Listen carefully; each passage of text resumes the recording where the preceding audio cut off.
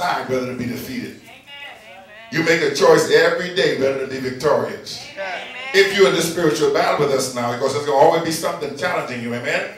But every morning when you and I wake up, we make a choice on whether we're going to walk in victory or whether we're going to be defeated. We make a choice on whether we're going to speak life or we're going to speak death. Whether we're going to speak salvation or condemnation. You and I make that choice every day. And you know your day starts by what you start saying in the morning.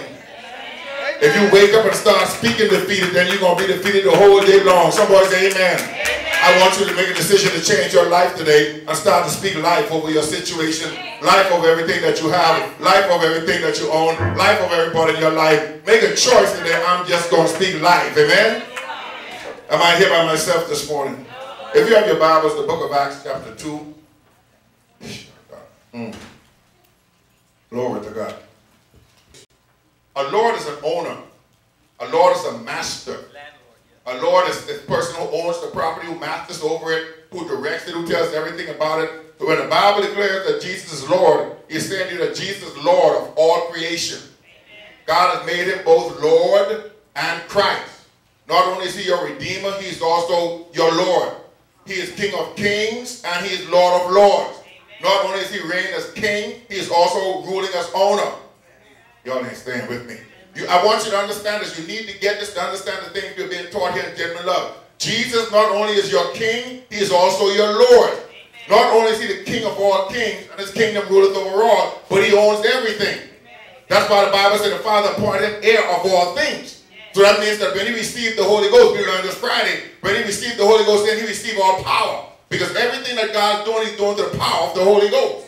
So Jesus right now, and what I'm trying to get you this morning, that he lords over everything. He lords over the providence of God. He lords over the power of God. He lords over the promises of God. I don't know if I can teach this right. It's hard to preach with this in my hand. Let me understand something. Jesus now is exalted at the right hand of God. Didn't we just read that? He is sitting in a place of authority at the right hand of God. That's what that means. And he's Lord over everything that God has done.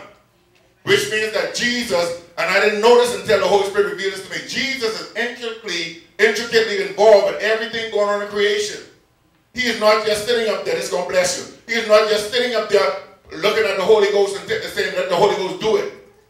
He lords over the Holy Ghost. Yes. Can I teach you right here? Jesus lords over the ministry of the Holy Ghost. He received him when he went back up after he saved you and I. God gave him the Holy Ghost. He made the decision to shed the Holy Ghost abroad. And he said of the Holy Ghost, he will only speak that which he shall hear. He will not speak of his own. All he can do is speak what I tell him. That's right. So Jesus is right now seated at the right hand of God, where angels are worshiping, crying, holy, holy, holy is the Lord God of hosts. This earth is full of his glory. Where angels are crying, holy, holy, holy is the Lord God Almighty. Listen, he is exalted, but he's involved in everything going on. This is what I want you to get. Jesus is never not aware of what's going on with you. Amen. It's like, for example, if I say to Octavia, I want you to go and tell Genuine Love this.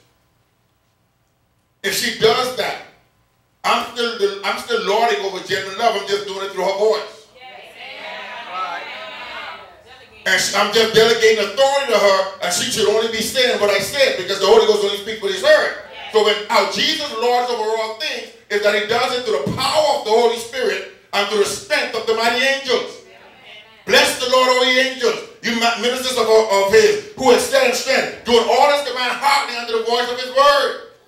I came to introduce you to try to get you to know who your Lord is.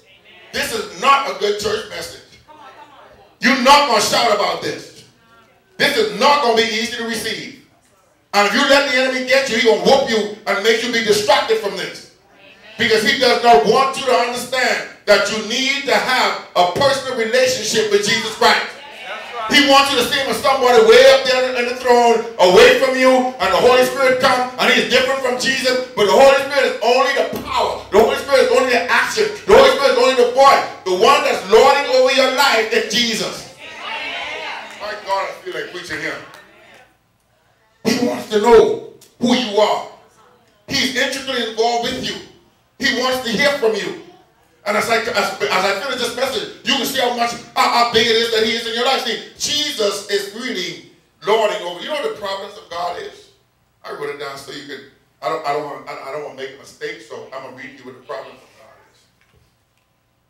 The providence of God is the preservation, care, and government that God exercises over all things he created so that they would accomplish the purpose for which they were created. It is the divine intervention into the affairs of man within the confines of natural law to bring about God's objectives. Jesus lords over the plan of God to bring about the vision of God on earth. This is good, y'all. I don't know how I'm coming over. This is good. Jesus lords over the plan of God to bring about the vision of God on earth. He lords over God's plan to manifest his kingdom. He lords over God's plan to get you to destiny. He is never, oh glory to God. He is never separated from you. He is never not aware of you. He lords over everything in your life because you are predestined and foreknown. Yes. And Jesus lords over the determinate counsel and foreknowledge of God. Yes. Let me bring it home to you. Thank you, Holy Spirit, for bringing this to my memory. Here's what you need to understand. Jesus lords over the finished work of God. Do you believe that the works have been finished from the foundations of the world? Right. If you believe that, say amen. Amen. But here's what I need to teach you. The works were finished in the spirit. Your life even is finished in the spirit. That's right. Understand? So now God has a construction project going on. He's bringing what is true into what's reality. My God, I'm preaching good here. There's a big project going on in this creation. The works have already been finished in the spirit. This creation is already done. But God gave Jesus the assignment to bring truth to reality. So what's already true now, Jesus has the job to make it real for you and me. So the things that God promised you, it ain't your responsibility to bring it to pass, it's his. God hired him to be over this, appointed him over this big construction. Is this coming home to you?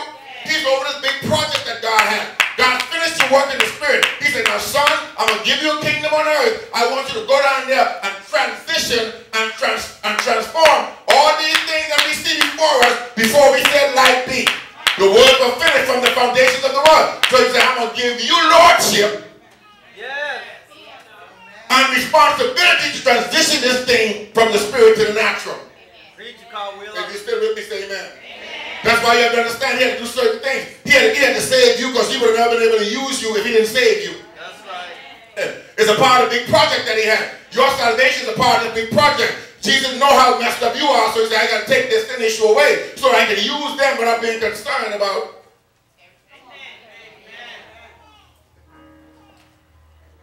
If you can hear me, say amen. Amen. Let me tell you how awesome your Jesus is. You remember Jesus was one with God, and then he became one with man. The word was made flesh to dwell among us. For he was one with God, in the beginning was the word, and the word was with God, the word was God, the same was in the beginning with God. So before anything happened, Jesus was always with God. So he's one with the Father. Yes. And then when he birthed through the womb of Mary, he became one with man. But that was significant because now he created a place for God and man to be one. Yes. He knows who God is because he's one with him. He knows who you are because he was one with you. So he said, now according to my assignment, I have to create a place where these two entities can come together and fellowship. So that's where the church came in, where he fixed it so you could fellowship with God without an issue of sin. Amen. That's right, that's right. He said, Father, forgive them. They don't know what they're doing. I done been with them. They messed up. The enemy got them confused. They don't know right and wrong. They don't know good and evil. Forgive them. But what he did was he paid for everything you could do before you do it. So when he bring you into church, you can fellowship with God without no issues. Can I preach this here? So now he lords over the church because he created this place. Well, the Bible says the great mystery was he's going to bring heaven and earth together in one in church. All things that are in heaven and all this Ephesians chapter 1 and all things on earth. So Jesus created this place that you're in right now and the person that you are so you can fellowship with God. That's good teaching, y'all. So him being one with God and then one with man, he figured out what God wanted, he figured out what we needed, and then he put the church here so the two could come together. Is this helping you here? So that God's divine purpose for your life could be accomplished. So that God's divine purpose for this earth to be accomplished, so that a kingdom could be established on this earth for Jesus Christ as King of Kings and Lord of Lords. So Jesus now becomes very significant in everything that you and I do. I need somebody with a microphone.